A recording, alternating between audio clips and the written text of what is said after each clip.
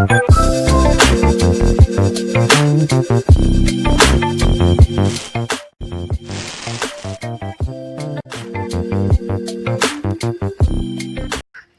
Friends, welcome to my channel. நம்ம இன்றைக்கி மரவள்ளிக்கிழங்கு வச்சு ஒரு சூப்பரான டிஷ் செய்ய போகிறோம்.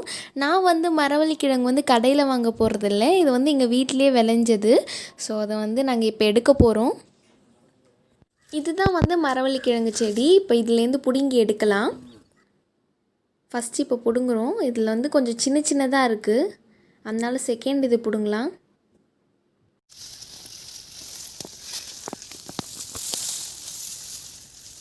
நிறையவே இப்போ மரவள்ளிக்கிழங்கு கிடச்சிருச்சு.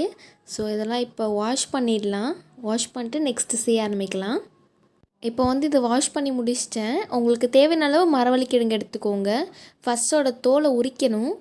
ஒரு கீரல் போட்டுட்டு அதுக்கப்புறம் அந்த தோலை எடுங்க. ஈஸியாகவே அது பிரிக்க வரும் அந்த தோல். இப்போ நான் தோலை ஃபுல்லாக எடுக்க போகிறேன்.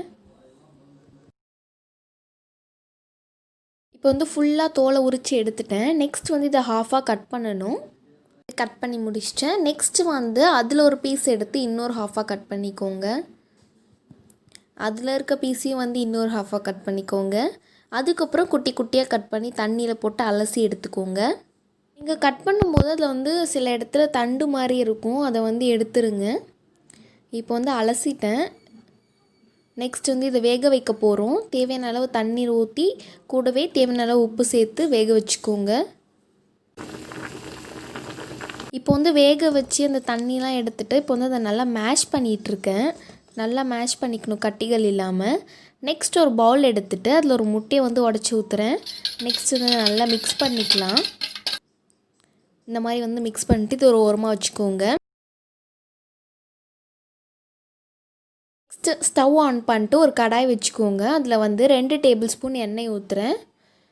எண்ணெய் சூடானோடனே 1 கப் பெரிய வெங்காயம் ஆட் பண்ணுறேன். பொடி பொடியாக வெட்டி வச்சுருக்கேன்.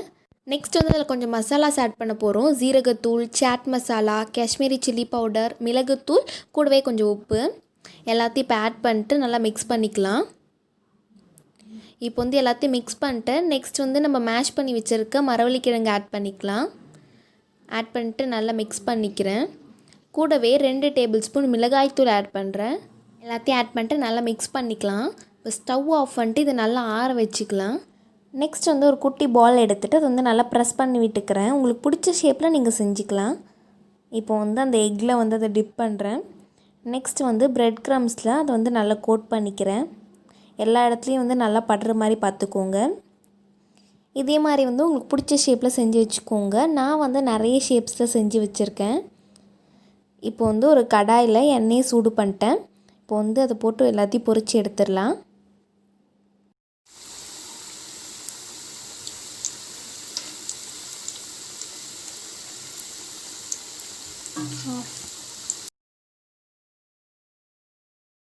டூ மினிட்ஸில் எல்லாமே நல்ல கோல்டன் ப்ரௌன் ஆகிடும். அதுக்கப்புறம் அதை எடுத்துடலாம். இப்போ நான் எல்லாத்தையும் நல்லா ஃப்ரை பண்ணி எடுத்துட்டேன். நான் நிறைய ஷேப்ஸை செஞ்சு வச்சுருக்கேன். Round, smiley, triangle, heart shape, rolls மாதிரி நிறைய செஞ்சு வச்சுருக்கேன். குழந்தைங்களுக்குலாம் அந்த மாதிரி டிஃப்ரெண்ட் ஷேப்ஸை செஞ்சு கொடுத்திங்கன்னா கண்டிப்பாக விரும்பி சாப்பிடுவாங்க. நீங்களும் கண்டிப்பாக அந்த மரவள்ளிக்கிழங்கு கட்லெட் ட்ரை பண்ணி பாருங்கள். ரொம்பவே நல்லாயிருக்கும். இந்த வீடியோ இன்ஃபர்மேஷன் பிடிச்சிருந்தா லைக் பண்ணுங்கள், ஷேர் பண்ணுங்கள், கமெண்ட் பண்ணுங்கள். கூடவே நம்ம சேனலை சப்ஸ்கிரைப் பண்ணிக்கோங்க.